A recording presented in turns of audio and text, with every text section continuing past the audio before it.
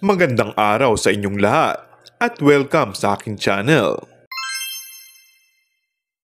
Matagal nang napapabalitang may relasyon na ang aktres na si Kim Chiu at ang aktor na si Paolo Avellino na nagsimulang magkamabutihan umano nang malapit nang matapos ang seryeng din lang.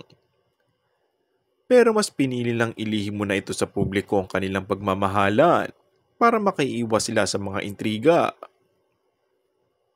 Ayon sa source na malapit sa aktor, tinanong ito kung girlfriend na nito ang aktres.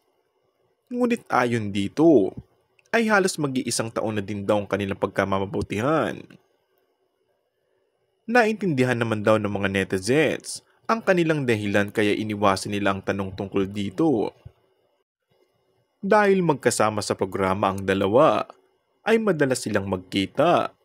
Kaya bihirang-bihira ang pagpunta nila sa mga pampublikong lugar. Kaya nananatili ang kanilang tahimik na relasyon. Ngunit marami na umanong nakakapansin nito, lalo na ang mga kasama nila sa serye. Tiyak naman na darating ang araw na malalaman ng mga tao ang katotohanan tungkol sa isinisekretong pagmamahalan ng dalawa. Dahil wala naman daw balak ilihim ang kanilang relasyon, sadyang naghahanap lang ng tamang tiyempo. Maaalalang ilang beses na ding ibinuking ni Vice Ganda ang co-host na si Kim na nagsimula sa taping ang relasyon nito kay Paolo.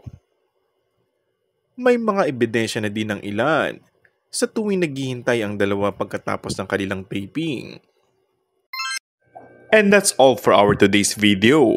Kung bago ka lang sa aking channel ay mag-subscribe at pindutin na rin ang notification bell. Maraming salamat!